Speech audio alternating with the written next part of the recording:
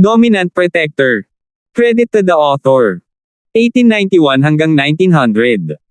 Ang mga pangalan po na nandito ay galing sa mga name generator. Kaya kung meron man pagkakatulad sa mga pangalan ng totoong tao o lugar, ito ay tunay na hindi sinasadya. Wow! Ang daming magagandang babae dito. Nagtataka ako kung mayroong sino man mula sa aming propesyon. Excited na tanong ni Harper. Sige, tigilan mo na ang paghahanap. Tinapik ni Wilfred ang Harper na nakatingin sa paligid, at sinabing, hindi mo na kailangang isipin iyon. Iisa lang ang babae sa buong kurso natin. Path. Hindi pwede. Malungkot na binawi ni Harper ang kanyang tingin. Huwag mong sabihing lalaki siya ni Boss Linford. Ayan na. Nagkibit balikat si Wilfred. Hindi ko mapigilan. Sinabi sa akin ng kapatid ko kahapon na may isang babae sa aming major na nandito para mag-report. Oh my God, hindi ba? Malungkot na sabi ni Jimboy. Pero nabalitaan ko na may mga estudyante din na gustong mag-transfer, pero natatakot ako na hindi ito babae. Sabi ni Wilfred. Kalimutan mo na ito, mas mabuting itakda ko pa ang aking mga pasyalan at tumingin sa iba pang mga majors. Walang magawang sabi ni Harper. Pagdating nila sa classroom 1109, makikita sa isang sulyap ang mga tao sa classroom. Mayroon lamang isang dosenang tao sa kabuuan, at ang unang dalawang hanay ay hindi puno. Sa ikatlong hanay, si Melissa ay nakaupo doon mag-isa, tahimik na nagbabasa ng libro. Hindi siya umimik tulad noong una siyang nakilala ni Terence, tahimik at mahinahon. Ang mga lalaki sa unang dalawang hanay ay patuloy na lumingon kay Melissa, ngunit wala ni isa sa kanila ang nang-ahas na suntukin siya. Boss Linford, punta na tayo. Tumawa si Harper at itinuro ang upuan ni Melissa. Ayaw munang pumunta ni Terence, ngunit ang tatlong lalaki ay nakatingin sa kanya na parang natural lang. Mapait na ngumiti si Terence kung hindi siya pumunta, kakaiba sa kanila. Mas gugustuhin niyang gawin iyon ng lantaran kaysa itago, malamang pipiliin niyang umupo sa tabi ni Melissa kung hindi dahil sa kanila, dahil si Melissa lang ang pamilyar sa kanya. Lumapit si Terence at ang iba pa at umupo sa ikatlong hanay. Umupo si Terence sa tabi ni Melissa, habang ang iba ay nakaupo sa hanay sa tabi ni Terence. Ito ay isang maliit na silid-aralan na may tatlong hanay ng mga mesa. Mayroong 9 na mesa sa kabuuan. Si Melissa ay nakaupo sa tabi ng bintana, ngunit siya ang nasa gitna, hindi ang pinakaloob na upuan. Isang upuan na lang ang natitira sa labas, at ang iba ay kailangang umupo sa gilid pagkatapos umupo si Terence. Nakakunot ang noo ni Melissa habang tumangala si Terence iyon. Medyo namula siya, ikaw ba? Parang ikaw lang ang babae dito. Tanong ni Terence. Oo. Ngumiti si Melissa ng mapait, kaya ang aking dormitoryo ay puno ng mga estudyante mula sa iba pang mga major.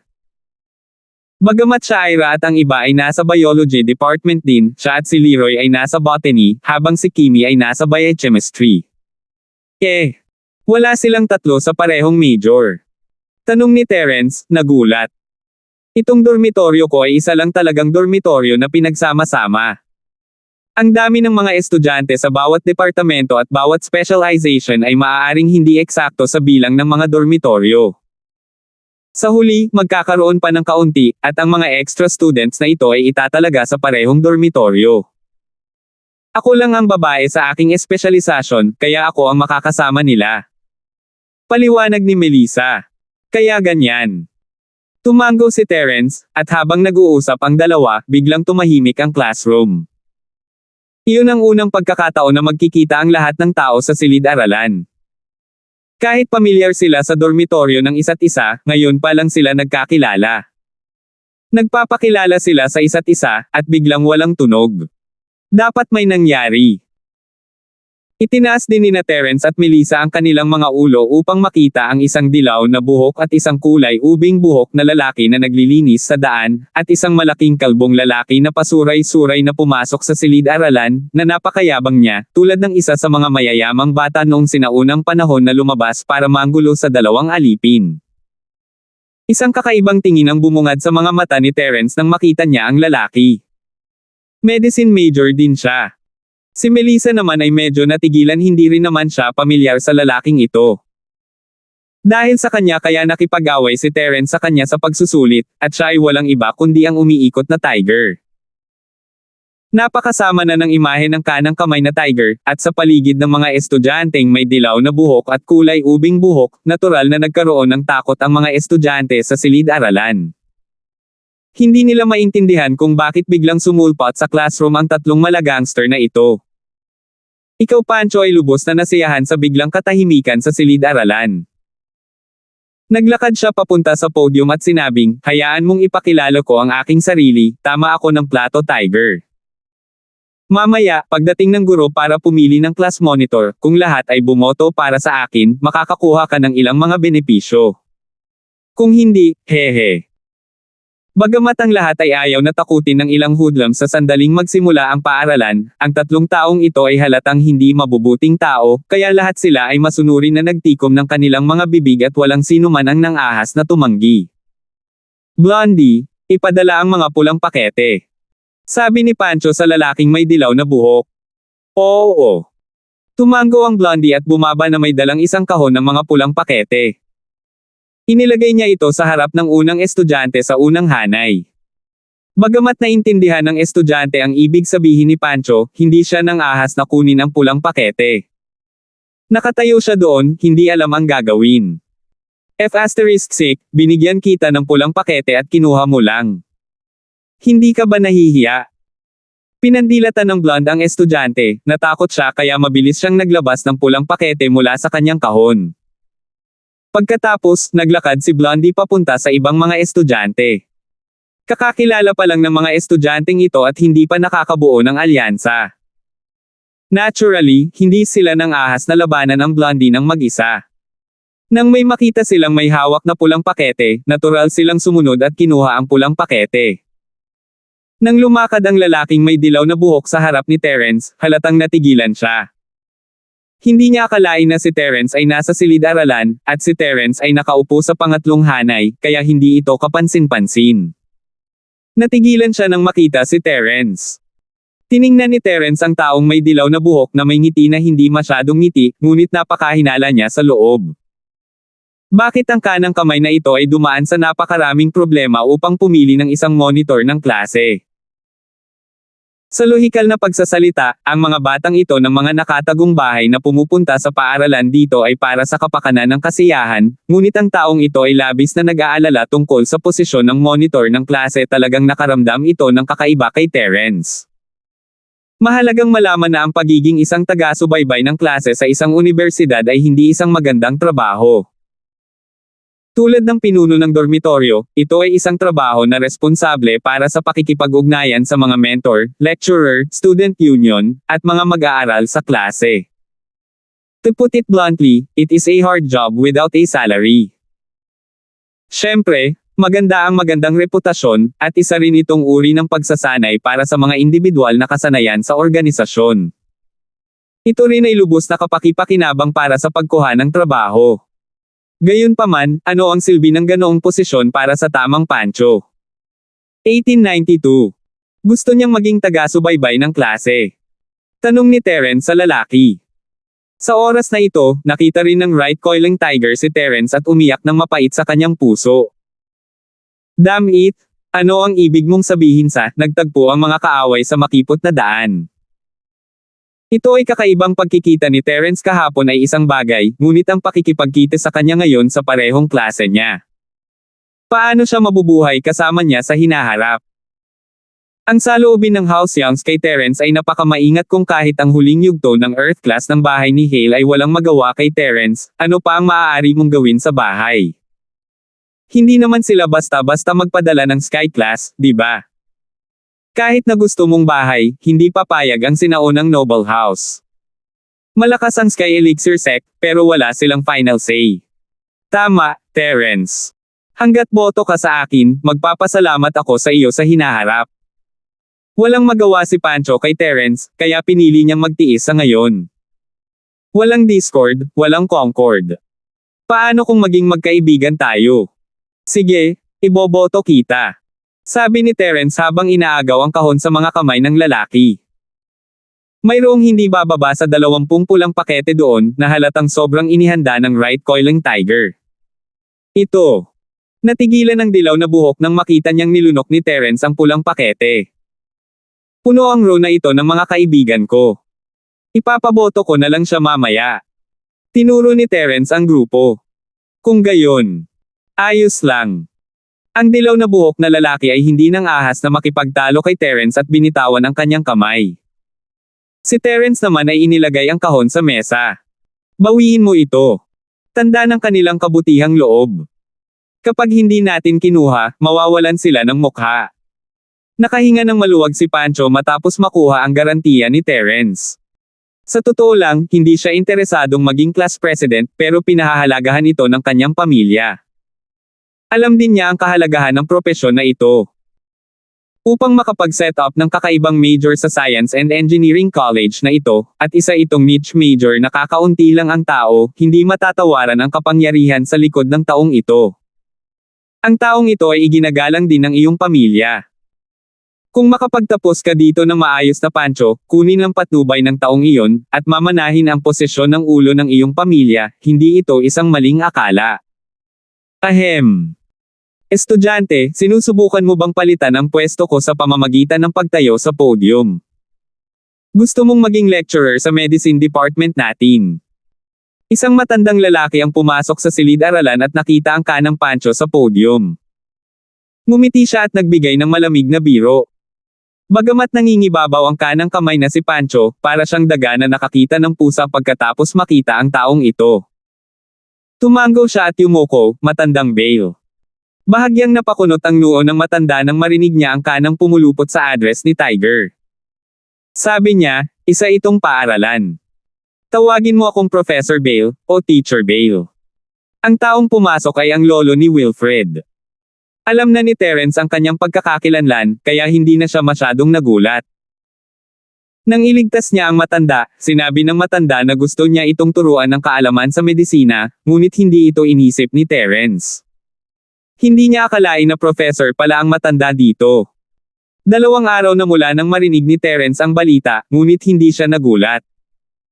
Ang magalang na tingin sa mukha ni Pancho ang nagpa-curious kay Terence. Ano ang relasyon ni Pancho at ng lolo ni Wilfred? Hindi kaya nagkaroon sila ng malapit na relasyon. Nagdilim ang mukha ni Terence sa naisip. Siya at si Wilfred ay walang alinlangang mabuting magkaibigan. Kung may relasyon ang bahay mo at ng pamilya ni Wilfred, magiging mahirap para kay Terence na nasa gitna. Ngunit sa titig ng kanyang mga mata, napagtanto ni Terence na hindi niya lubos na kilala si Pancho. Nakahinga siya ng maluwag. Mukhang kahit nakilala ni Pancho ang lolo ni Wilfred, hindi sila close. Oo, Professor Bale. Bababa na ako. Habang nagsasalita siya, dinala ni Pancho ang kulay lila at dilaw na buhok sa likod ng silid-aralan at umupo sa ikatlong hanay malapit sa pinto. Ang kanyang saloobin ay wala sa inaasahan ni Terence, ang kanang kamay ba ay napakagalang sa kanyang amo. Kumusta, mga mag-aaral? Ako ang inyong profesional na instructor at ang nag-iisang tagapagturo. Sa madaling salita, ako ang boss ng aming espesyalisasyon. Ako ang may huling say. Ang lolo ni Wilfred ay lumakad papunta sa gitna ng podium at nagpakilala ng nakakatawa, ako si Boss Bale. Sabi ko na nga ako ang boss dito eh. Ga! Natigilan ng mga estudyante sa audience. Hindi nila inaasahan ang isang guro na tatawagan ang kanyang sarili na boss, at sa ganoong bukas at above-board na paraan. Hindi na kailangang pagdudahan ito, ang pangalan ko ay Boss Bale. Tumawa ang lolo ni Wilfred at sinabing, labis na magugulat ang bawat batch ng mga estudyante kapag narinig nila ang pangalang ito, ngunit iyon ang totoo. Si Wilfred ay apo ko, mapapatunayan niya na totoo ang pangalan ko. Haha. Sa wakas ay hindi napigil ang tumawa ng mga estudyante sa audience. Makikita na si Boss Bale ay isang napakabait na matandang lalaki, hindi bababa sa hindi kasing higpit ng ilang mga guro. Gayunpaman, sa katunayan, hindi nila alam na bagamat mukhang masaya si Boss Bale, siya ay talagang napakahigpit na tao, at si Wilfred ay may malalim na pag-unawa dito. Sige, iisa lang ang klase ng major natin, at 1 dosina lang kayo sa klase.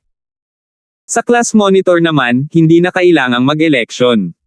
I'll just randomly appoint someone. Nilaybot ng mga mata ni Boss Bale ang mga estudyante bago tuluyang napunta kay Terence. Terence, ikaw na. Ah, Natigilan si Terence, gulat na nakatingin kay Boss Bale. Paano siya naging class monitor? Sa totoo lang, hindi magsasawang bumoto si Terence para sa kanang kamay kung pipili sila ng presidente ng klase, dahil wala siyang balak gawin iyon. Ngunit ngayon, hindi hiniling ni Boss Bale na iboto siya ng klase, at nagulat si Terence.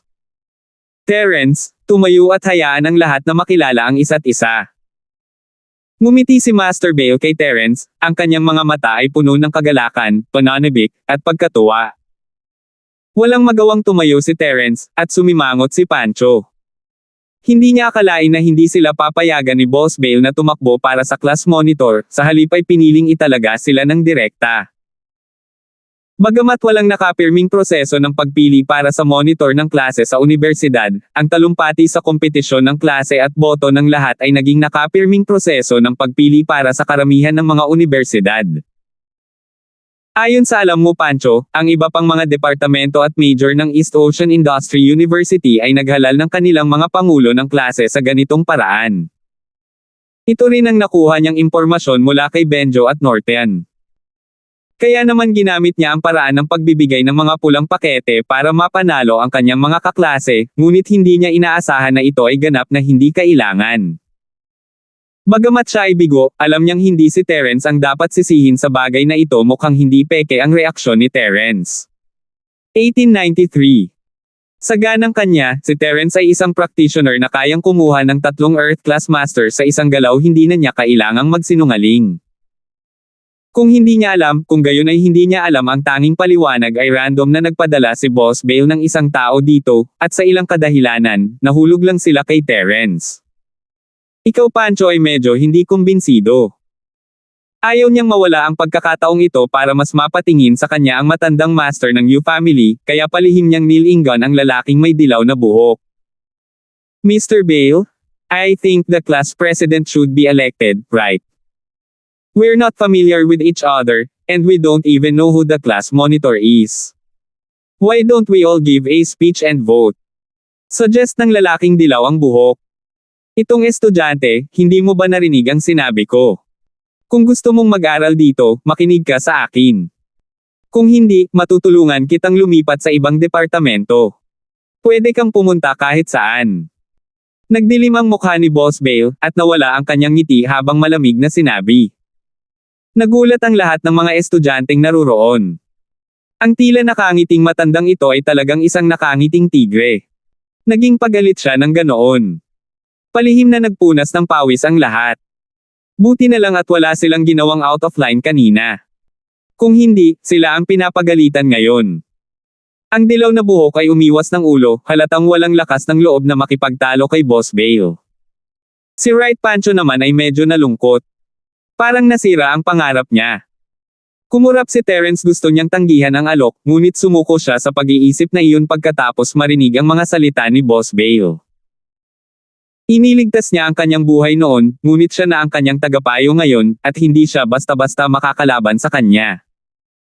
Dahil walang tumututol, sasabihin ko ang tungkol sa mga pagsasaayos para sa mga bagong mag-aaral pagkatapos magsimula ang paaralan. Tuwang-tuwa si Boss Bale sa reaksyon ng lahat. Dahan-dahan siyang tumango at sinabing, maliit lang ang major namin kaya walang masyadong rules. Ang tanging tuntunin ay ang sinasabi ko ay ang panuntunan. Magagawa mo ang hindi ko sinabi. Kung gagawin mo pa rin ang sinabi ko, sorry. Mabibigo ka sa pagtatapos ng termino. Si Boss Bale lang ang nakakapagbanta sa isang estudyante sa publikong ganito. Pagkatapos ng pagsisimula ng paaralan, magkakaroon ng pagsasanay sa militar at isang party ng bagong mag-aaral. Ang pagsasanay sa militar ay tatagal mula ika-11 ng Oktubre hanggang ika-20 ng Oktubre sa kabuuang 10 araw. Ang mga resulta ng pagsasanay sa militar ay bibilangin sa mga kredito, na magiging 6 na puntos sa kabuuan. Sabi ni Boss Bale, ang pagsasanay sa militar ay inayos ng paaralan. Hindi ko nasasabihin ang tungkol sa mga patakaran at regulasyon. May magpapaliwanag sa iyo mamaya. Pagkatapos ng military training, oras na para sa freshman party. Ayon sa karaniwang pagsasanay, ang bawat departamento at bawat major ay kailangang gumawa ng isang programa. Walang limitasyon sa bilang ng mga programa. Ngunit kami ang unang menor de edad sa biology department at ang pinakamaliit na major sa buong paaralan, kaya isang programa lang ang magagawa namin. Gayunpaman, kahit maliit ang major natin, ayoko na mapahiya mo ako. Pagkatapos ng military training, ipakita mo sa akin ang iyong lakas. Kung maganda ang programa at maganda ang resulta, lahat ay makakakuha ng karagdagang 5 credits. Kung hindi, hehe. Hindi alam ni Terence kung ano ang sasabihin nito ang unang pagkakataon na narinig niya ang isang paraan ng pagtuturo na tulad nito.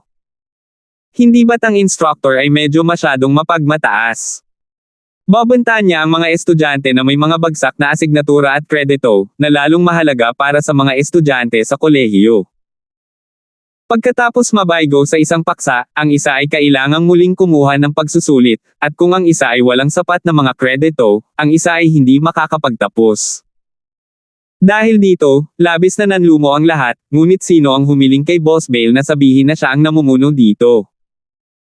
Sanay na si Terence sa estilo ni Boss Bay ang pagkakaroon ng isang maliit na major na tulad nito, at ang kakaibang paraan ng pagtuturo ni Boss Bale, ay nangangahulugan na dapat na inaprubahan ito ng paaralan. Kahit na marinig ito ng punong guro, walang magiging resulta. Sige, iyon lang ang masasabi ko. Bawat isa, bumalik at magsaya. Bukas, ang ibang specialization ay dadalo sa Rules and Regulations class para sa mga college students. Gayunpaman, para sa aming mga specialization, hindi namin ito gagamitin. Ang mga patakaran at regulasyon ay hindi kabisado, depende ito sa kung paano mo ito gagawin. Bawat isa sa inyo ay kukuha ng isang libro. Bawat isa sa inyo ay makakakuha ng isang libro. Maingat na isama ito sa mga materyales sa pagtuturo. Huwag mo itong isama. Ang gawa, o huwag mo akong sisihin sa hindi pagpapakita sa iyo ng anumang awa. Dahil doon, bumaling si Boss Bale kay Terence. Class Leader Terence, samahan mo ako sa opisina. Lahat ng iba, please leave. Lahat ng tao sa klase ay may mapait na ngiti sa kanilang mga mukha. Karamihan sa kanila ay may mga pamilya sa industriya ng pharmaceutical na nakarinig ng reputasyon ni Boss Bale, kaya nag-apply sila para sa major na ito. Noong una, inisip ng lahat na mas maliit ang major, mas madali ito. Ngunit hindi nila inaasahan na hindi ito ang kaso. Gayunpaman, dahil narito na sila, maaari lamang nilang sundin ang mga patakaran. Kung talagang inilipat sila ni Boss Bale sa ibang departamento, walang sino man ang kayang mawala ng mukha. Nagkibit balikat si Terence at tumingin kay Melissa, nagtataka kung paano niya maililipat ang posisyon ng monitor ng klase sa kanya. Una, mukhang magaling siyang mag-aaral, at pangalawa, siya lang ang babae sa klase, kaya dapat bigyan siya ng mukha ng lahat. Siyempre, kung hindi makumbinsi ni Melissa ang publiko, irerekomende ni Terence si Wilfred. Pagkatapos ng lahat, siya ang apo ni Boss Bale, at siya ang pinakaangkop na kandidato. Sa isiping iyon, tumayo si Terence at sinundan si Boss Bale palabas ng classroom. Gusto ni Pancho na lumaban para sa posisyon ng monitor ng klase, ngunit sumuko siya pagkatapos na isipin ang tungkol sa record ng labanan ni Terence. Pagkalabas ng classroom ay nagbago ang ekspresyon ni Boss Bale habang nakangiti kay Terence. Haha, binata, sabi ko tuturuan kita ng paraan ng paggagamot at kukunin kitang alagad, pero hindi ka pumayag. Ano ngayon? Estudyante ko na naman kayo diba? Manong, hindi ko alam na mentor ka pala dito. I guess it is as you wish now, mapait na ngumiti si Terence. Totoo yan, ngunit ang orihinal kong plano ay kunin ka bilang aking huling disipulo at turuan ka ng ilang espesyal na kasanayan sa medikal, ang uri na hindi mo matututuhan sa paaralan. Sabi ni Boss Bale. Oh, ano yun? Tumalo ng puso ni Terence. Sa totoo lang, hindi talaga inintindi ni Terence ang sinasabi ni Boss Bale sa pasukan. Tinuturuan siya ng gamot. Hindi man lang mapagaling ni Boss Bale ang sarili niyang karamdaman, kaya paano niya tuturuan ang sarili niya? Gayunpaman, mula nang makita niya ang tamang pag-ikot ng saloobin ni Tiger kay Boss Bale, iba na ang naiisip niya. Anong uri ng tao ang tamang Pancho? Iyon ay ang hidden house na pangalawang young master mo, na dalubhasa sa medisina at paggawa ng mga elixir. Sa mga tuntunin ng medikal na kasanayan, malamang na pareho sila ni Terence at matandang Linford, ngunit si Pancho ay lubos na gumagalang kay Boss Bale. Ipinaliwanag nito ang ilang bagay. Hehe, may huling alagad lang ako. Kung hindi, hindi ako matatawag na huling disipulo. Nakakuha na ako ng magandang panla.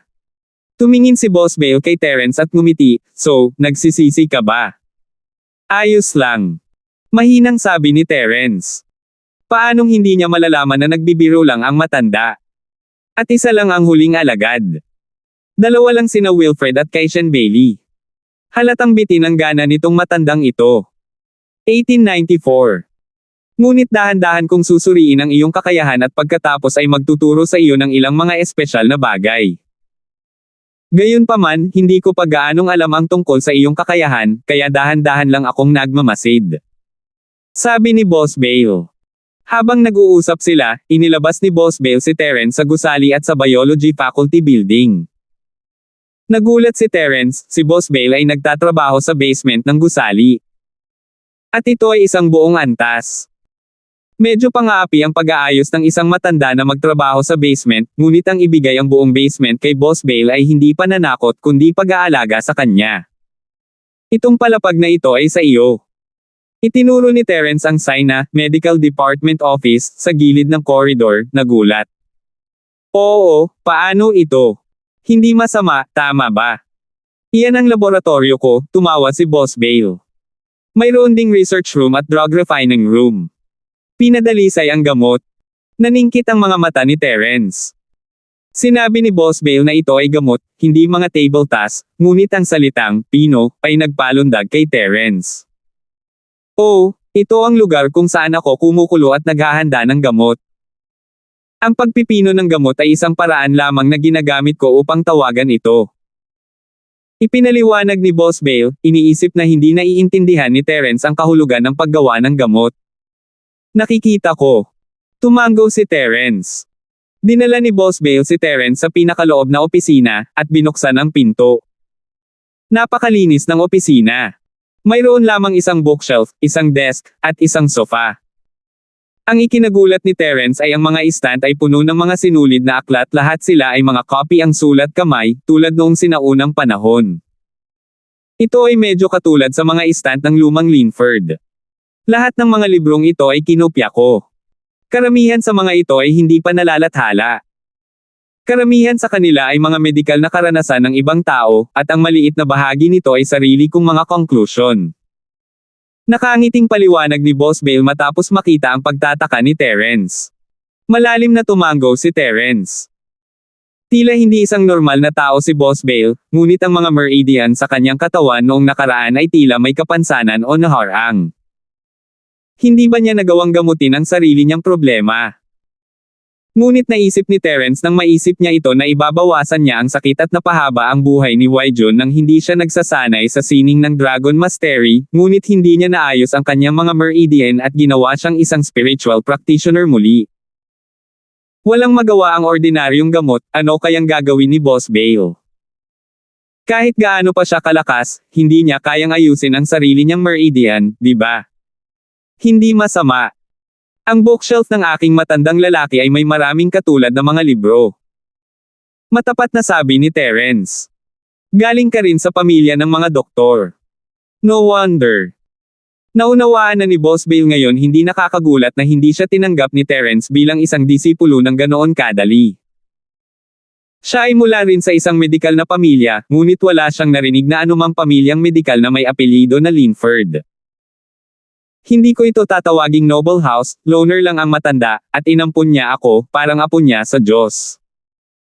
Sabi ni Terence, nga pala, Elder Bale, pwede ba akong makipag-usap sa iyo? Tila hindi tumutol si Boss Bale sa pagtawag sa kanya ni Terence na Master Bale, ano iyon?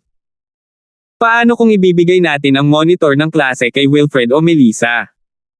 Tanong ni Terence. Bakit ako dapat? Hindi mo ba alam na ang pagiging isang class monitor ay isang magandang trabaho?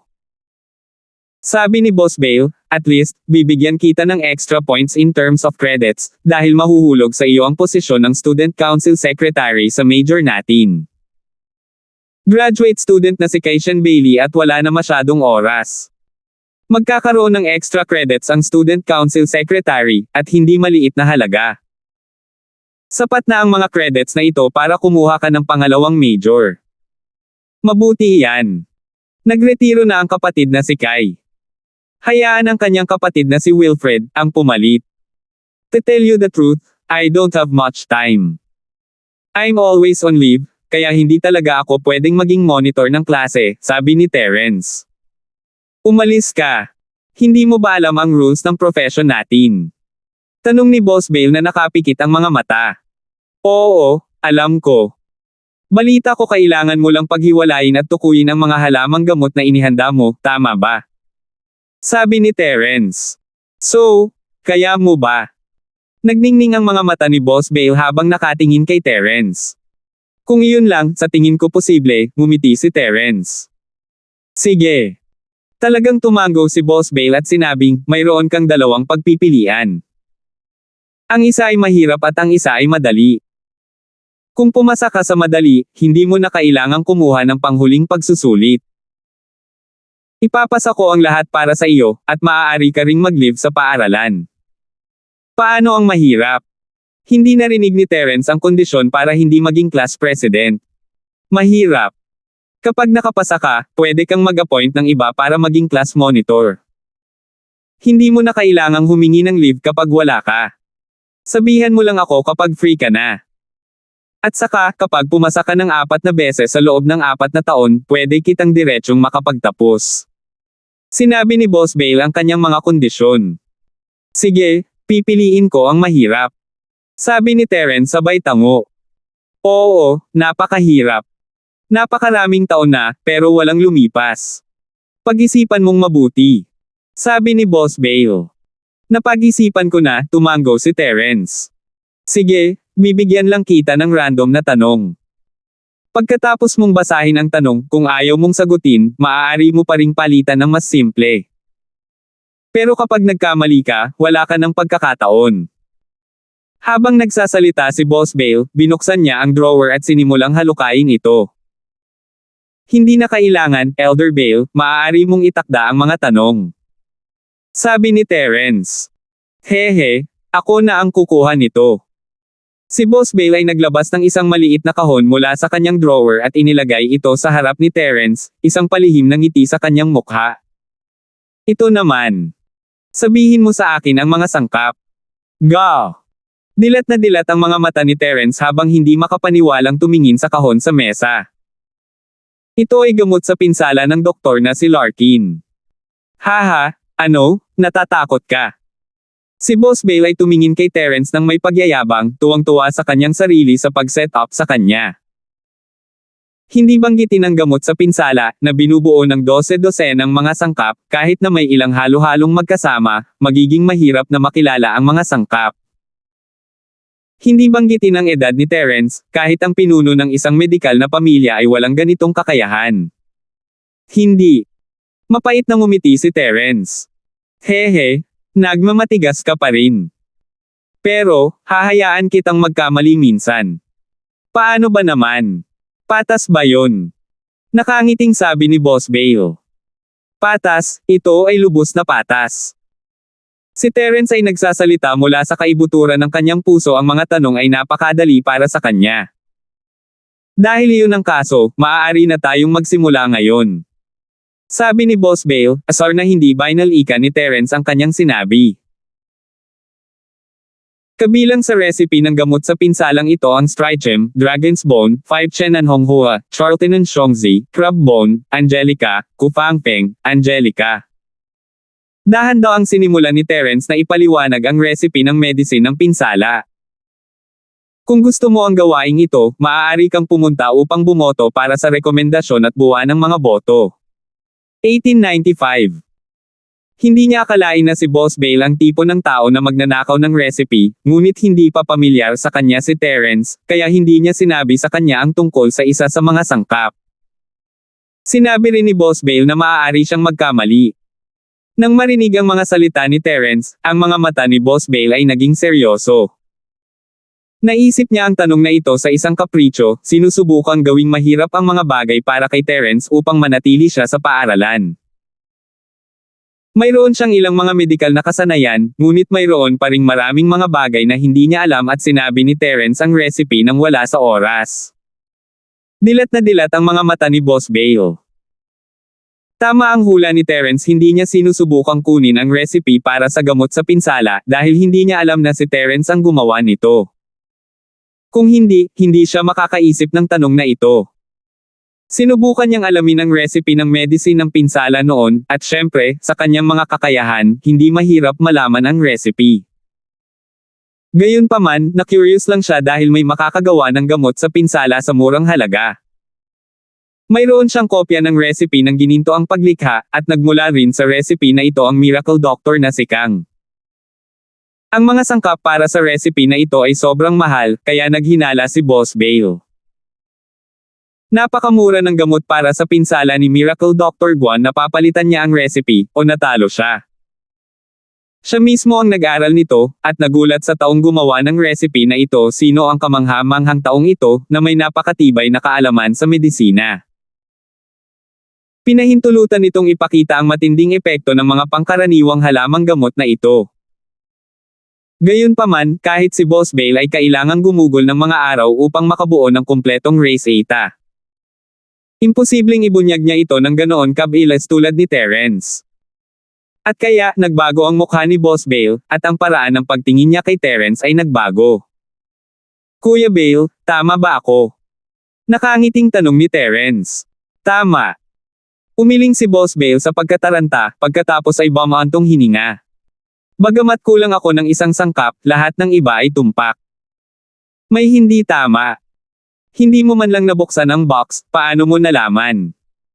Laking gulat ni Boss Bale na nakalimutan niya ang isang bagay na mahalaga, at iyon ay sinabi lang ni Terence ang tungkol sa recipe at hindi binuksan ang kahon.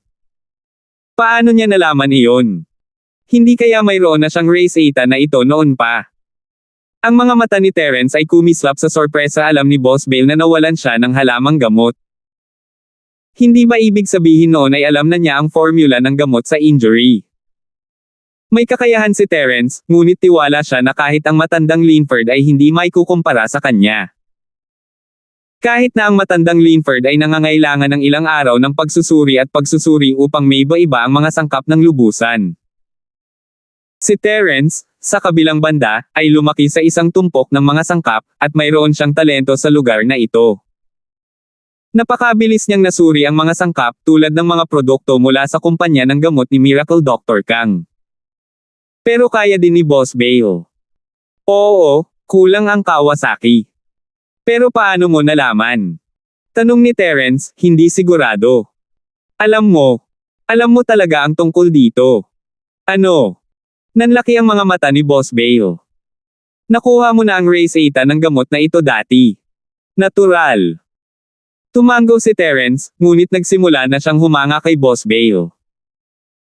Bihirang humanga si Terence sa mga tao, maging si Martin Larkins, na kaibigan lang sa kabila ng kanilang edad.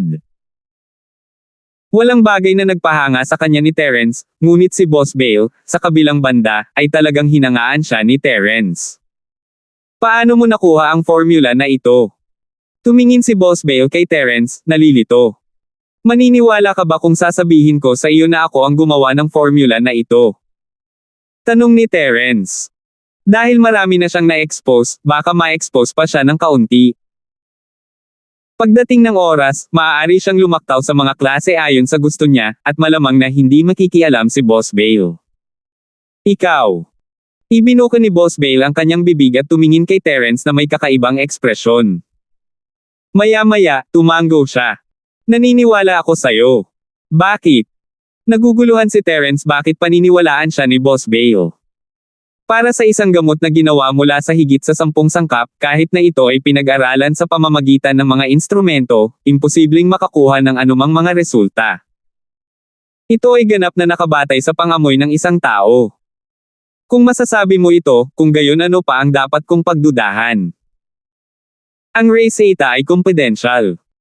Tumingin si Boss Bale kay Terence, hindi sigurado kung ano ang iisipin. Sige. Ituturing kong opportunista ako.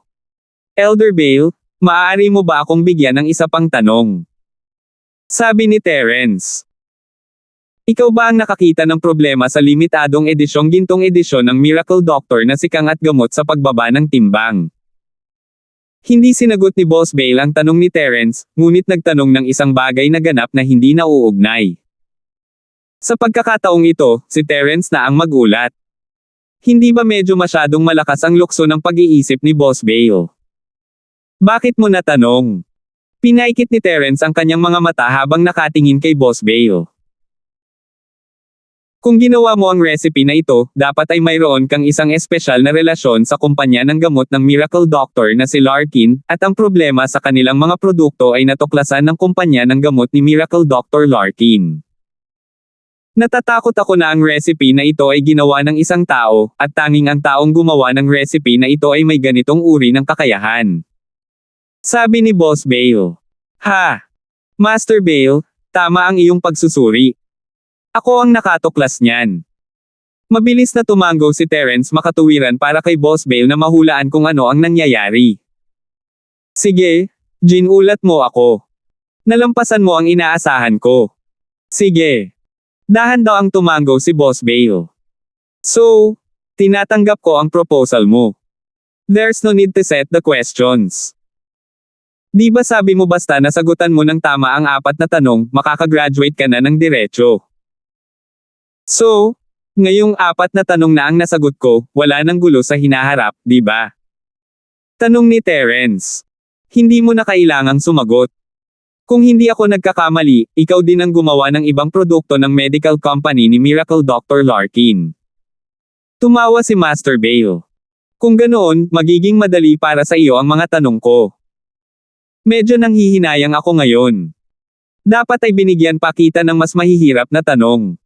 Mas mahirap na tanong. Kumunat ang noo ni Terence.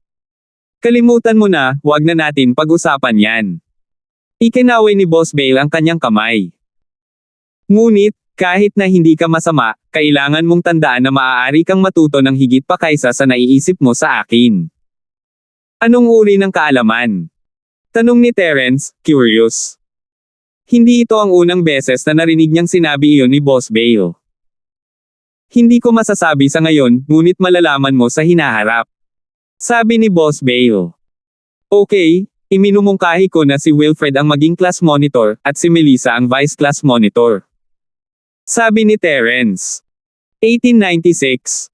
Sige, papakinggan kita. Walang pag-aalinlangan na tumango si Boss Bale.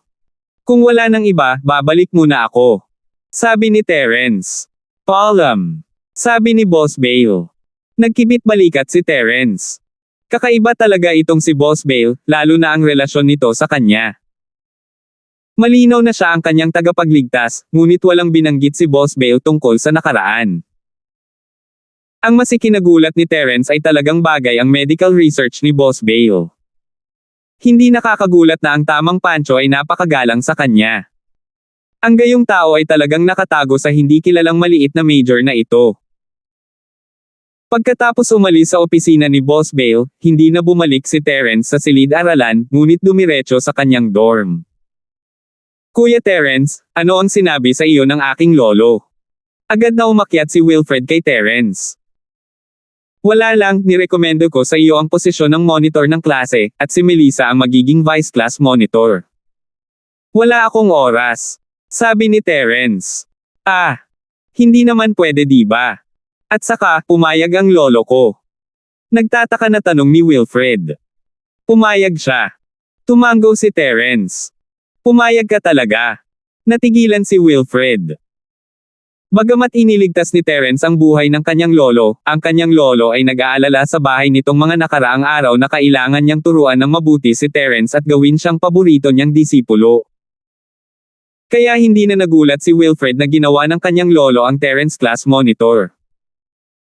Nakapagtataka lang na pumayag ang kanyang lolo pagkatapos huminto si Terence. Totoo, tumango si Terence. Ito ay talagang hindi ka panipaniwala. Medyo nagulat si Wilfred. Hehe, ayos lang. Hindi gaanong sinabi ni Terence napakaraming tao sa dormitoryo, at pamilyar sila sa isa't isa, ngunit ayaw niyang ibunyag ang katotohanan.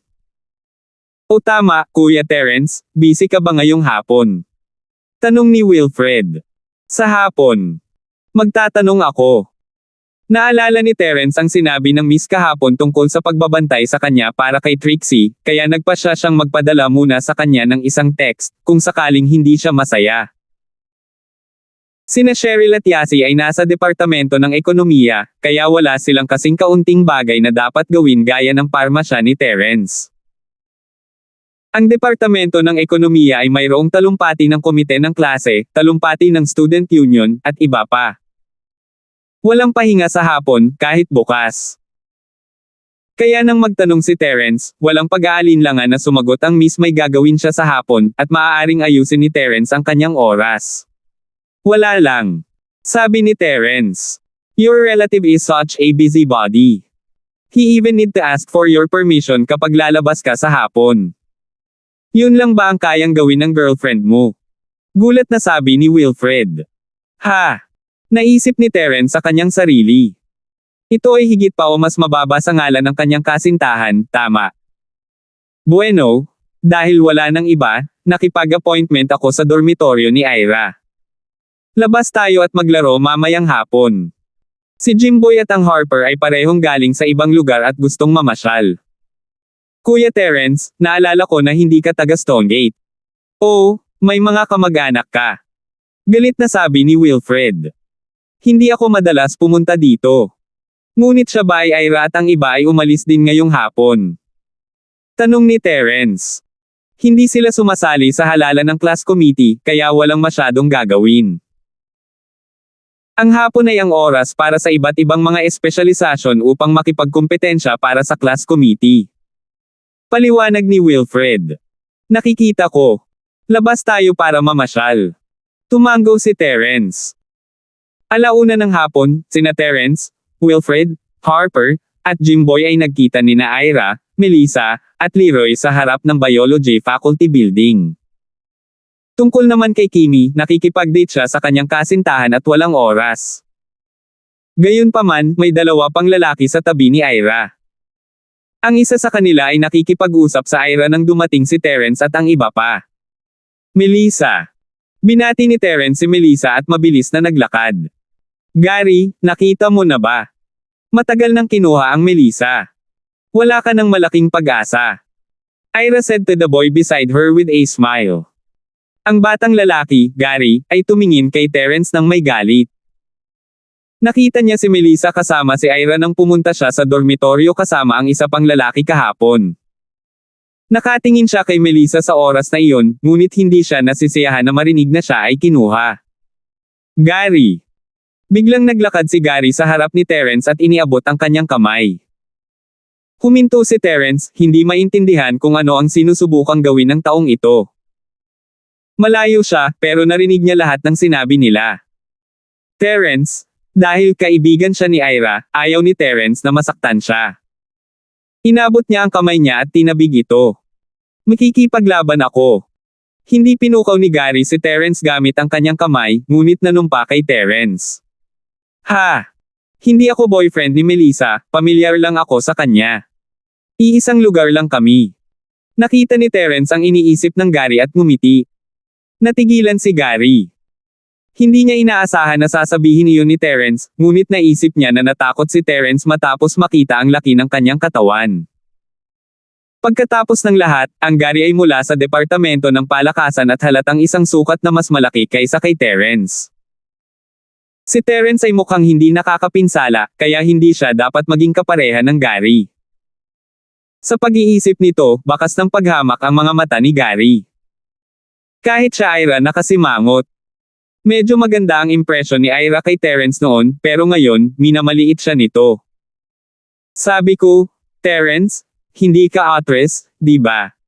Nakaramdam siya ng sama ng loob kay Melissa. Hindi, tama siya, magkaibigan lang kami. Nakakatawa si Melissa. Bakit matatakot si Terence sa Gary? Iyon ay dahil hindi ninyo nakita ang kapangyarihan ni Terence kahit ang isang taong kasing lakas ng lalaking may dilaw na buhok ay itinapon sa bintana. At saka, kahit hindi taga Noble House si Melissa, narinig niya man lang sila. Ang tiyuhin ni House Turner na si Pai ay namatay sa mga kamay ni Terence, at sina Pai Yang Yang at Mr. Pai ay pinatay din ng tagasunod ni Terence hindi nila akalain. Gayunpaman, hindi na nagpaliwanag pa si Melissa may mga bagay na hindi masasabi ng walang dahilan. Ito. Mas mabuti pa iyon. Wala akong anumang psikolohikal na pasanin. Bahagyang natigilan si Gary sa katumango. Si Ira, sa kabilang banda, ay tumingin kay Melissa ng kakaiba. May pakiramdam siya na may nangyayari sa pagitan nina Terence at Melissa, ngunit dahil tinanggihan ito ng magkabilang panig, natural na ayaw niyang makialam. Ira, matagal ka nang naghihintay, di ba? Malayo ang male dormitory. Ngumiti si Wilfred at binasag ang awkwardness habang binabati siya ni Ira. Ira, sino ito? Biglang tanong ng batang lalaki sa tabi niya. Ira. 1897. Danica Miller, ito ang dorm mate natin, Wilfred. Wilfred, ito ang kaklase ko sa high school, si Danica. Pinakilala niya si Ira sa kanilang dalawa. Hello. Iniabot ni Danica ang kanyang kamay, ngunit ang kanyang saloobin ay medyo mayabang. Tumingin siya kay Wilfred at sinabing, ako si Danica, kaklase ni Mew sa high school at ng kanyang escort. Bahagyang natigilan si Wilfred. Tagapagtanggol. Gayunpaman, naalala niya kaagad na sinabi ni Ira kahapon na wala itong boyfriend, kaya malamang naman liligaw lang ang Danica na ito na hindi pa nagtagumpay. Kaya, si Wilfred ay hindi dapat madaig, flower guardian. I think self-proclaimed yun. Agad na nagdilim ang mukha ni Danica, natama ni Wilfred ang kanyang mahinang lugar. Noong high school sila, tinuloy niya ang Ira, pero lagi siyang tinatanggihan ni Ira sa kadahilanang mas mahalaga ang pag-aaral nito. Ngayong nasa universidad na sila, at nagkataon na nasa iisang paaralan silang dalawa, muli niyang binanggit ang nakaraan, ngunit hindi siya direktang sinagot ni Ira. Dahil dito, labis na ikinalungkot ni Danica. Nandito ka para pumili ng away. Malamig na tanong ni Danica. Nagsasabi lang ako ng totoo. At saka, gusto ko rin siyang maging guardian. Hindi gustong ihayag ni Wilfred ang kanyang intensyon ng maaga. Pagkatapos ng lahat, ang pagkuha ng mga batang babae ay kailangang gawin ng hakbang-hakbang. Kung sinabi niya ito ng sabay-sabay, walang puwang para sa negosasyon kung siya ay tinanggihan. Ngunit dahan-dahan, magiging mas madali kapag may nararamdaman siya para sa kanya. Ngunit ngayon, kung hindi sinabi ni Wilfred, ibang tao ang unang magsasabi nito, kaya maaari lamang niyang sabihin ang kanyang posisyon. Ira pursed her lips at hindi umimik. Wala siyang magandang impresyon kay Danica, ngunit wala rin siyang masamang impresyon sa kanya. Parang magkaibigan lang silang dalawa, kaya natural na hindi siya makasang-ayon sa kanyang hinahabol. Para naman kay Wilfred, may magandang impresyon sa kanya si Ira, ngunit medyo nagulat siya na gusto niya itong ituloy sa ikalawang araw na kanilang pagkikita. Ha, mabuti iyon. Ang pagkakaroon ng isang kakumpetensya ay maaaring mapalakas ang aking fighting spirit. Si Danica at Gary ay parehong playboy na may kaunting pera sa kanilang mga pamilya. Ang labanan sa high school ay isang pangkaraniwang pangyayari. Gayunpaman, nang pumasok sila sa universidad, pinigilan nila ang kanilang sarili ng husto. Hindi naman kasi sila pamilyar sa mga tao at lugar kaya hindi sila nang ahas na maging masyadong mayabang. At least, hindi nila alam ang lakas ng kabilang partido, kaya hindi sila masyadong mayabang. Saan tayo pupunta mamayang hapon? Sinubukan ni Jimboy na ayusin ang mga bagay-bagay. Masasabi niyang magkalaban sina Danica at Wilfred. Bagamat hindi naman siguro sila matatakot sa kanilang dalawa kung talagang nagsimula silang mag-away, hindi naman magandang mag-away ang mga bagong estudyante. Nagkaroon kami ng diskusyon ngayon lang. Pupunta kami sa malapit na KTV. Ang aming major ay magkakaroon ng 2 programa sa freshman evening party. Isa sa mga ito ay solo program at nanalo ng US Monthly Awards. Paliwanag ni Leroy. Oh. Ira, marunong ka bang kumanta? Nagulat si Wilfred. Hindi mo alam ito, di ba? Noong high school natin, kilala si Ira bilang Skylark. Noong oras na iyon, ang solong pagtatanghal ng aming klase ay palaging nauuna sa art festival ng paaralan. Pagmamalaki ni Danica. Hehe, hobby lang. Kung hindi dahil sa hindi pag-aproba ng pamilya ko, nag-apply ako sa Music Academy. Ira shrugged. Mas conservative ang parents ko. Ayaw nila sa entertainment industry. Totoo yun, kung mag-a-apply si Ira sa isang music school, magiging superstar siya sa hinaharap. Ang Zyrene na iyon, hindi siya makakapareha. Casual na sabi ni Danica. Gusto sana niyang purihin si Ira, ngunit pinagsisihan niya ito pagkatapos sabihin iyon. Dahil idolo niya si Ira ay si Zyrene, hindi ba't kapareho iyon ang pagsasabi na hindi magaling si Zyrene.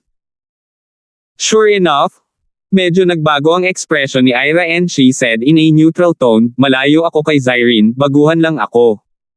Haha, sinasabi ko lang. Medyo napahiya si Danica. Nakakamangha si Zyrene, hindi lang siya maganda, ngunit maganda rin ang kanyang mga kanta. Gusto ko siya.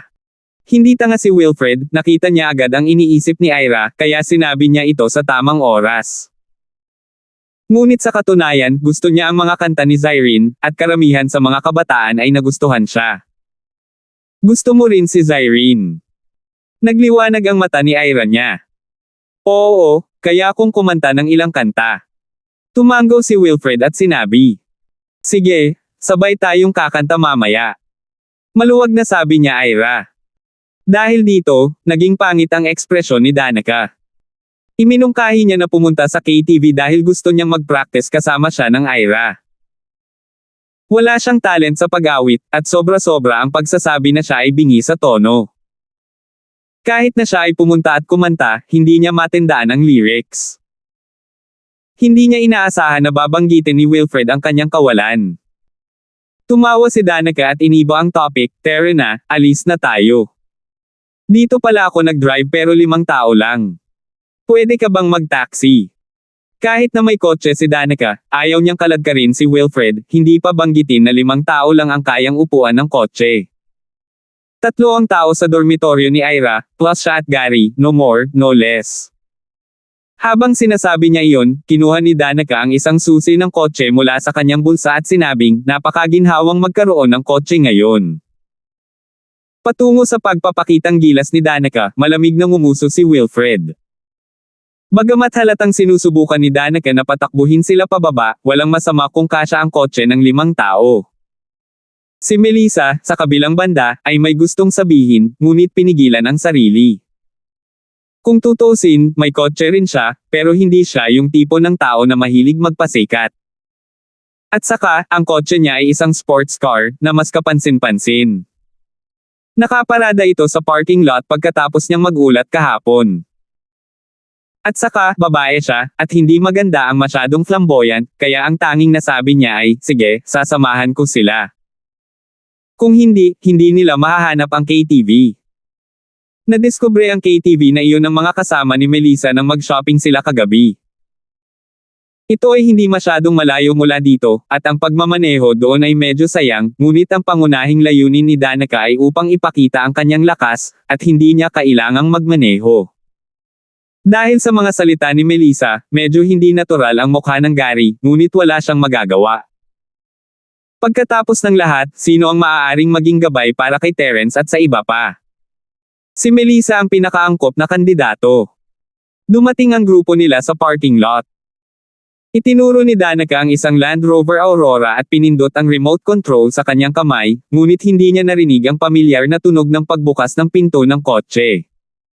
Bahagya siyang natigilan, ngunit muli niyang pinindot ang remote control sa kanyang kamay. Hindi pa rin sumasagot ang sasakyan. Ang hindi pangkaraniwang bagay na ito ay naging sanhi ng bahagyang pagkagulat ni Danica. Nang malapit na niyang tingnan ang sasakyan ay may humantong sasakyan sa malapit. Bumaba mula rito ang isang lalaki at isang babae, at isang tingin lang ay sapat na silang mag-asawang mayamang estudyante. Kararating lang nila at hindi nila alam na si Danica pala ang may-ari ng kotse, kaya casual na sinabi ng lalaki sa babae, ang kotse sa tabi nito ay hindi pag-aari ng isang tulala. Nagniningning ito buong gabi, kaya natatakot ako na wala na ito sa baterya. Pagdating ng driver, baka hindi na niya mabuksan ang pinto. 1898. Agad na umitim ang mukha ni Danica nang marinig niya ito. Ang mga kumikislap na ilaw sa sasakyan ay binago niya. Dahil direkta silang nakakonekta sa baterya at hindi sa pamamagitan ng electric circuit ng kotse, normal lang sa kanila na patuloy na kumikislap at pagkatapos ay huminto. Kinagabihan, nagmaneho siya papuntang paaralan. Para magpakitang gilas, binuksan niya ang mga kumikislap na ilaw. Wala namang traffic police sa campus kaya walang pakialam sa kanya.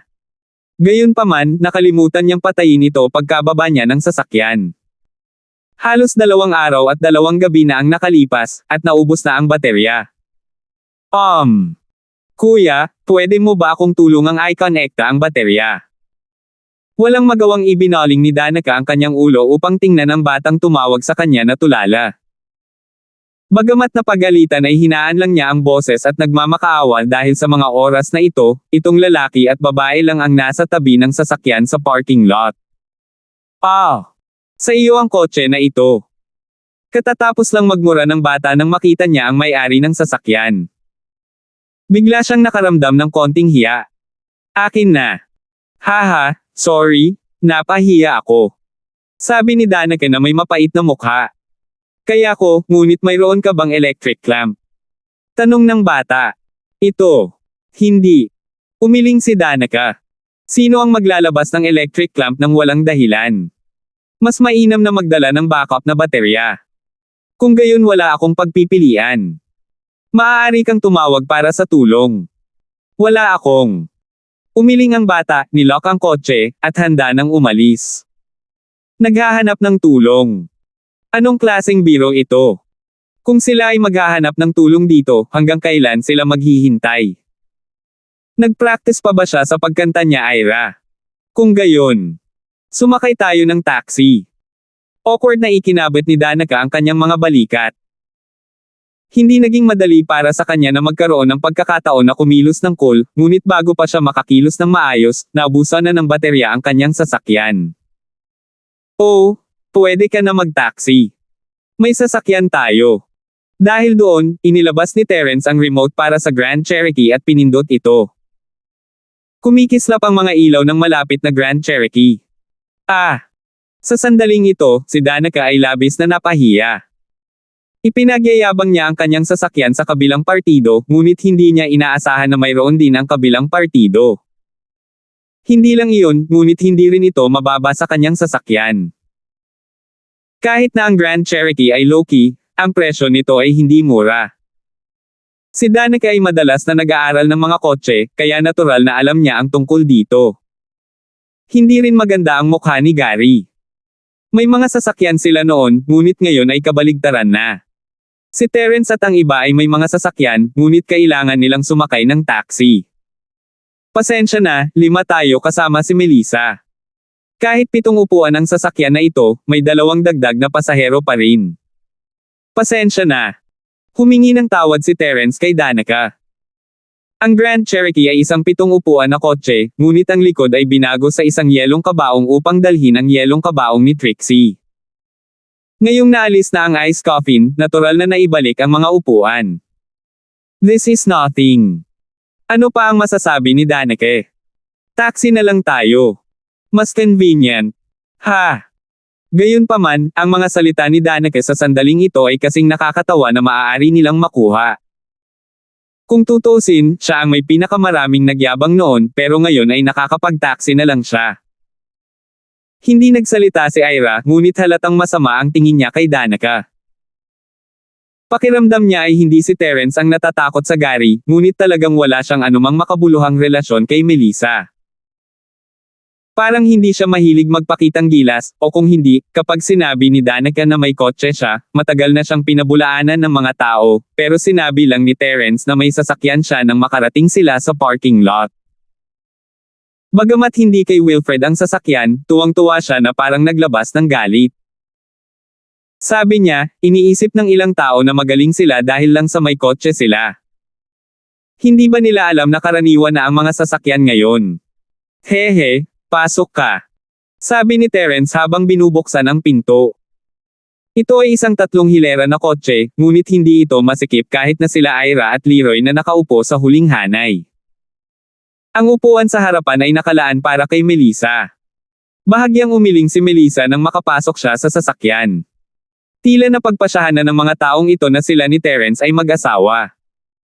Pinanood ni Danica at Gary ang sasakyan ni Terence na umalis sa parking lot na madilim ang mukha. Sa huli, silang dalawa na lang ang naiwan na walang sasakyan. Pagdating nila sa gate ng school, huminto ng taxi si Danica at Gary at sumugod sa KTV. Gayunpaman, pagdating nila doon, nagsimula na siyang kumanta. Nagkataon na magkasabay silang dalawa na kumakanta ng love song. Ang kantang ito ay kinanta ni Zyrene at ng kanyang guro, kaya natural, walang mag-iisip tungkol dito. Gayunpaman, siya Ira at Wilfred kumanta ng magkasama ay medyo malabo. Tumingin si Danica kay Wilfred na nasa limelight at mahusay na kumanta, at nagsimulang magmuni-muni sa kanyang puso. Marami na siyang nawala sa mukha ngayon, at natatakot siya na maraming puntos ang nawala sa impresyon ni Ira.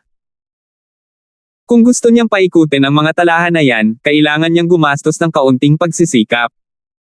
Sa high school, walang kompetisyon si Danica. Pumasok siya sa isang pangunahing high school na may napakahigpit na mga patakaran sa paaralan. Isang freelancer lang mula sa isang mayamang pamilya na tulad niya ang gagawa ng mga maliliit na pakulo. Ang ibang estudyante ay nakatutok sa kanilang pag-aaral, ngunit iba ito sa unibersidad.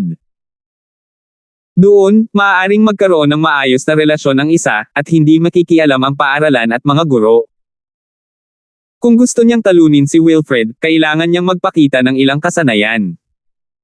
Sina Terence at Melissa na nakaupo ay asar na Gary off. Gusto niyang puntahan, ngunit si Leroy ay nakaupo sa kabilang panig ni Melissa, hindi siya binibigyan ng pagkakataon. Kuya Miller, kailangan nating mag-isip ng plano. Bagamat si Gary ay isang physical education student na may malaking baywang, walang gaanong pera ang kanyang pamilya. Siya ay isang espesyal na estudyante sa East Ocean Industry University. Si Danica ay isang self-funded student na may magandang background sa pamilya. Karaniwang tinatrato niya ang Gary sa isang pagkain, kaya kusang loob din siyang tinawag ng Gary na kapatid na Miller. Damn it, may lumabas ng wala saan para kumagat ng ginto. Sabi ni Danica habang nakatingin kay Kaishan Bailey-Tuo na may galit. Hindi lang yan Wilfred, yung Terence na yan. Siya yung nagpapanggap na baboy para kumain ng tigre. Hindi niya sinabi sa amin kanina na may sasakyan siya. Ginawa ka niya. Gusto ni Gary na ituloy si Melissa, kaya natural, hindi siya masaya kay Terence.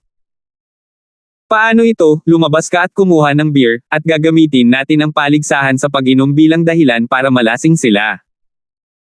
Mas mainam na gawin natin silang masama at mawala ang kanilang impresyon. Sabi ni Danica sa Gary. Sige. Agad namang pumayag si Gary. Noong high school sila, karaniwan na sa kanila ang uminom. Nagdala pa sila ng mga kahon ng inumin sa mga restoran. Walang problema para sa kanila na uminom ng isang kahon ng beer. Lumabas si Gary sa private room. Maya-maya, nagbalik siya ng 5 kahon ng beer. Ang beer sa KTV ay nasa maliliit na bote, ngunit ang 5 kahon ay tiyak na hindi maliit na bilang.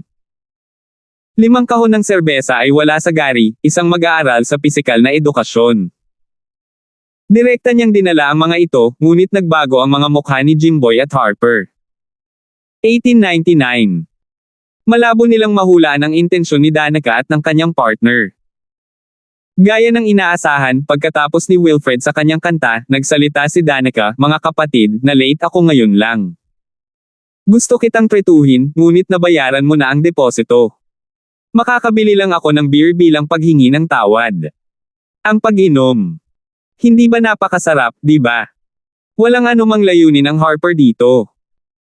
Nakuha na si Melissa, nakikipag-away siya kay Wilfred, at sina Leroy at Jimboy ay nag-uusap. Hindi binalak ni Harper na maghanap ng sino man dito. Tsaka wala siyang masyadong alcohol tolerance kaya natural na ayaw niyang uminom. Ayos lang. College student ka. Kung hindi ka marunong uminom, pwede kang uminom hanggat gusto mo. Hindi Harper ang target ni Danica, kaya hindi mahalaga kung uminom siya o hindi. Pagkatapos niyang magsalita, tinitigan ni Danica si Wilfred ng pag-alit at sinabing, "Kuya, tapos ka ng kumanta, halika at basahin mo ang lalamunan mo." Huwag mong sabihing hindi ka marunong uminom nito. Mababa ang tingin ko sa'yo. Bagamat hindi malinaw na sinabi ni Danica, naunawaan ni Wilfred ang ibig niyang sabihin. Isang paligsahan sa pag-inom. Sa harap ng kanyang Ira, si Wilfred ay hindi dapat madaig. Kung aaminin niya ang pagkatalo niya ngayon, mawawalan siya ng mukha. Iinom ako, sinong takot sa kanino? Bagamat hindi masyadong maganda ang tolerance ni Wilfred sa alak, ang mga kabataang kaedad niya ay palaging gustong kumilos ng basta-basta. Alam niyang tinutulak siya ng kabilang partido, ngunit sa harap ng magagandang babae, kailangan niyang kumuha ng pain. Terence, gawin natin. Tumingin si Gary kay Terence nang may galit. Si Terence ay nakaupo kasama ni Melissa at hindi siya makapagsalita. Ngayong may pagkakataon na siya, natural na hindi niya ito pakakawalan. Noong una ay ayaw makisali ni Terence sa boring na larong ito, ngunit alam niya sa mukha ng lalaki na gusto niyang makita kung sino ang mas magaling. Walang magawang umiling si Terence, hindi niya kayang iwan siya dahil tinawag siyang kuya. Nakakatamad mag-away ng one-on-one. Paano kung ako at si Wilfred, mag-2-on-2 tayo, hindi ba paligsahan lang sa pag-inom? Sabihin mo na lang. Walang awa na inilantad ni Terence ang kanilang mga intensyon, dahilan para hindi sila komportable. Sige, magpaligsahan tayo sa pag-inom. Sabi mo. Sabi ni Danica habang may pumasok na ideya sa kanyang isipan. Gayunpaman, ang kanyang mga salita ay umaakit sa paghamak ng Ira at ng iba pa. Wala sa kanila ang tulala. Matalino siya, na parang si Terence ang nagpasimuno ng paligsahan sa pag-inom, ngunit alam ng lahat kung sino ang nagdala ng beer. Ginawa ko. Tumanggo si Terence. Kumunat ang noo ni Melissa, hindi maintindihan kung bakit nakikipag-away si Terence sa Gary. Malinaw na ayaw niya sa kanya at hindi niya kailangang makisali, pero ngayon nagbago ang isip niya. Sumikip ang puso ni Melissa, at umiling siya. Magkaroon tayo ng kaunting taya kung tayo ay nakikipagkompetensya sa pag-inom. Kung hindi, walang saysay ang pag-inom ng labis. Ang Gary ay isang garapon ng alak. Kung one-on-one, natakot siya na hindi manalo si Danica laban kay Wilfred. Ngunit kung ito ay 2-sa-2, maaari silang umakma sa isa't isa. Kaya naman naglakas loob siyang magtiwala. Ano ang taya? Tanong ni Wilfred. Ang talunan, sumuko sa paghabol kay Ira at layuan mo siya. Sabi ni Danica.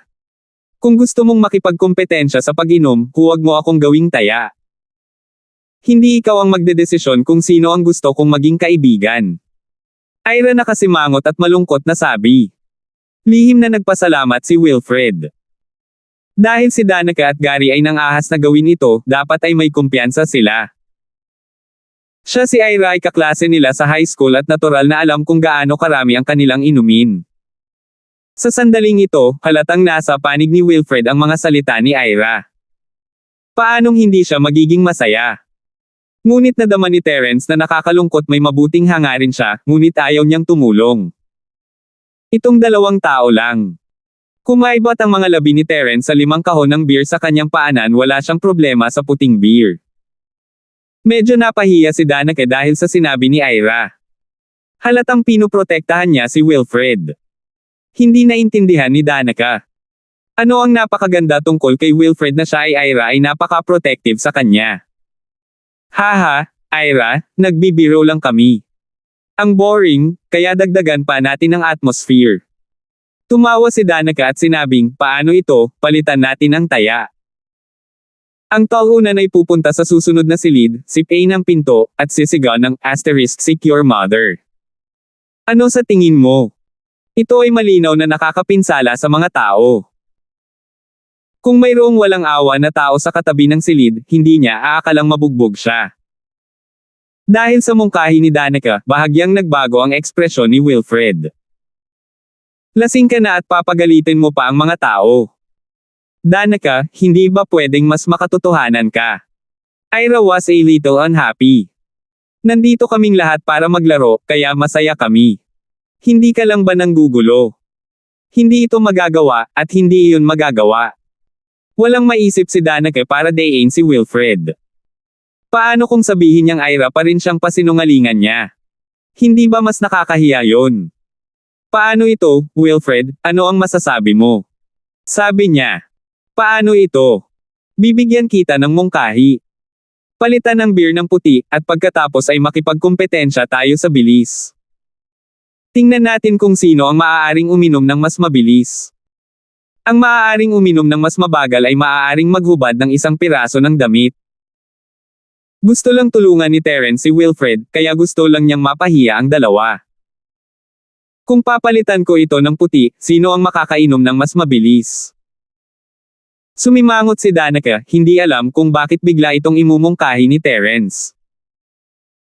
Bago ito, sina Terence at Wilfred ay walang sinabi, at siya ang Ira na nagpoprotekta sa kanila, kaya natural na iniisip ni Danica na sina Terence at Wilfred ay natatakot sa kanila.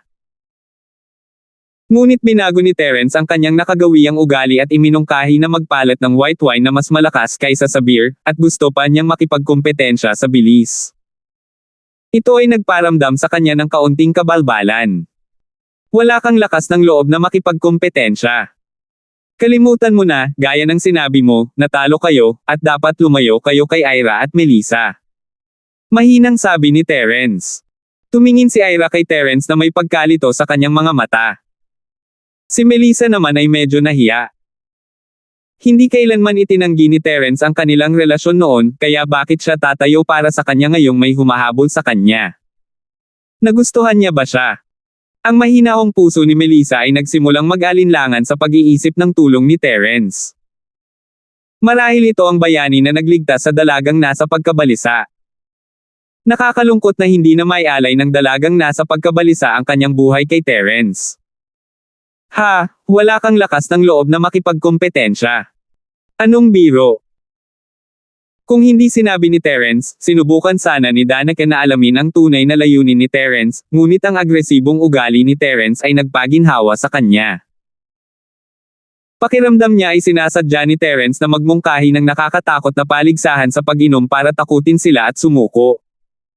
Kaya naman, nagkatinginan si Danica at Gary. Sinabi rin ng Gary, maganda ang white wine, ngunit kung gusto mong uminom, dapat kang uminom ng Red Star or Guoto na may mas mataas na antas ng alkohol. Maglakas loob ka ba? 1900. Nagbago ang mukha ni Wilfred, ngunit tumango si Terence, oo naman. Nang makita ang mukha ni Wilfred, mas natahimik si Danica at Gary. Mula sa kanilang pananaw, nagmatigas lang si Terence. Waiter, kuhaan mo ako ng 2 bote ng Red Star or Guoto. Binuksan ni Gary ang pinto ng private room at sinigawan ang waiter sa labas. Sir, pasensya na po. Hindi po kami nagbebenta ng ganitong klase ng alak dito. Nahihiyang sabi ng waiter. Kung ayaw mong ibenta ito, pumunta ka at bumili ng 2 bote para sa akin. Habang nagsasalita siya, kumuha ang Gary ng $300 at iniabot ito sa waiter, go, take the rest as tip. Oo, sir. Tuwang-tuwa ang waiter. Ang Red Star or Guoto sa supermarket ay halos $10 bawat bote. Sa ganitong paraan, maaari siyang kumita ng $280. Bakit hindi? Bagamat kailangang bayaran ng 50% ang mga tip ayon sa mga patakaran, ang natitirang halaga ay $140 pa rin. Nagpapatakbo lang siya, kaya syempre masaya siyang gawin ito. Gusto mo ba ng 56 na degree o 65 degree? Kung mas mataas, mas mabuti. Tumingin si Gary kay Terence nang may panunokso at mahinang sinabi. Sige, pupunta ako agad. Tumalikod ang waiter at tumakbo. Ang Gary ay nakainom ng white wine dati, at ang kanyang alcohol tolerance ay medyo maganda. Bagamat hindi pa siya nakainom ng white wine na may mataas na alcohol content na 65%, madali siyang nakainom ng 2 bote ng normal na white wine na may 40% na alcohol content, kaya hindi siya natatakot kay Terence. Ang bilis naman, hindi siya naniniwala na kayang talunin ng maliit na katawan ni Terence ang isang sports student na tulad niya. Melissa, gagana ba ito?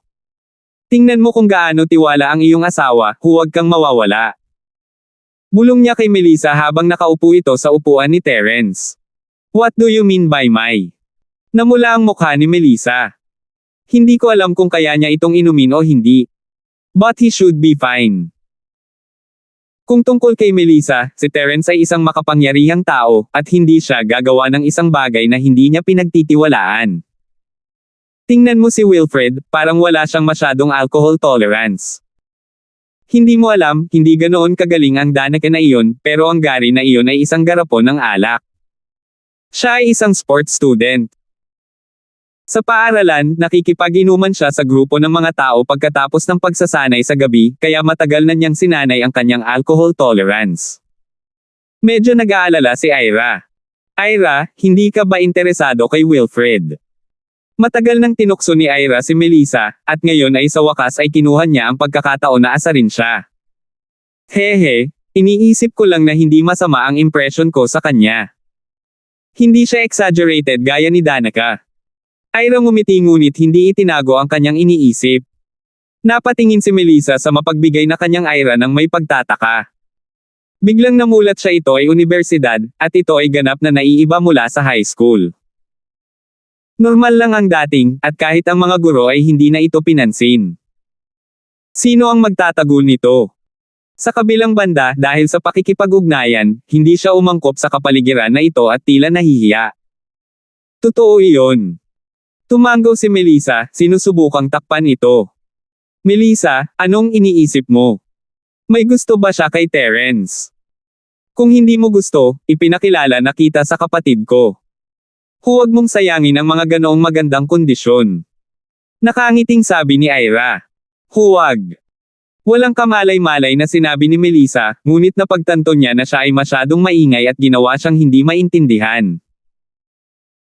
Sasabihin na sana ni Melissa kay Terence na mayroon siyang kasintahan, kaya hindi na kailangang ipakilala siya, ngunit personal na negosyo iyon ni Terence, at wala siyang masyadong masabi. Haha, interesado ka pa rin sa kanya. Akala niya ay nahulaan niya ang iniisip ni Melissa at natawa siya.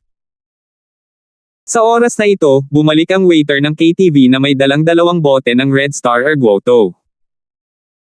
Naglabas si Gary ng 4 na disposable paper cups mula sa room cabinet at inilagay ang isa sa harap ni Terence at ng iba pa. Paano? Tanong ni Danica. Mauna na ako. Hindi na hinintay ni Terence na magsalita siya at kinuha na ito. Ang alak na ito ay parang inuming tubig kay Terence. Dahil doon, kumuha si Terence ng isang bote ng Red Star Ergoto, binuksan ito, at nilagyan ito ng laman. Sasamahan kita. Ako ang kalaban mo. Ginaya ni Gary si Terence at pinunan ang kanyang tasa. Ira, please be the judge. Kung sasabihin mong magsisimula na tayo. Ngunit sasabihin ko muna ito, hindi ka maaaring uminom ng masyadong maraming, at hindi ka maaaring magkaroon ng masyadong maraming natitira sa tasa, o matalo ka. Hindi mo na kailangang sabihin sa akin, hindi ko nababalikan ang sinabi ko. Ngumuso si Gary. Sige, 3, 2, 1. Magsimula na. Nang makita ang confident na hitsura ni Terence, hindi na siya nagsalita pa at nagsimulang manghusga. Ang mga galaw ni Terence ay sobrang maliksi. Siya ay isang earth class, pagkatapos ng lahat, at sa sandaling sinabi niya ang huling salita, ang baso ay dumampi na sa kanyang bibig. Itinaas niya ang kanyang ulo at ibinaba ang buong tasa ng matapang na alak, pagkatapos ay inilagay ang tasang papel sa mesa. Si Wilfred, Ira, at lahat ng iba ay tumingin kay Terence sa gulat. Maging si Danica ay hindi napigil ang mapasigaw sa gulat. Masyadong mabilis ang pag-inom ni Terence, halos parang umiinom siya ng tubig. Mabilis ding umiinom si Gary, ngunit ibinaba na lamang niya ang kanyang paper cup nang matapos ang mga bulalas ng lahat. Akala niya ay napakabilis na niya, at ang mga bulalas ay nakadirekta sa kanya, kaya ibinaba niya ang kanyang baso at buong pagmamalaki na sinabi, paano ito? Natatakot ka ba? Lahat ay tumingin sa Gary ng kakaiba. Namula si Danica at lihim na inis na may sakit ang Gary. Tapos na siyang uminom pero sinabi niya pa rin ito. Hinihintay ni Gary ang papuri ng lahat at ang boses ng takot ni Terence, ngunit pagkaraan ng mahabang panahon, wala siyang narinig. Bigla siyang bumalik sa katinoan at nagtatakang tumingin kay Terence, ininom mo ba ito? Hindi ba maganda ang mata mo? Sabi ni Terence, sabay turo sa mga basong walang laman. Ga! Noon lang napagtanto ng Gary na tapos na rin uminom si Terence.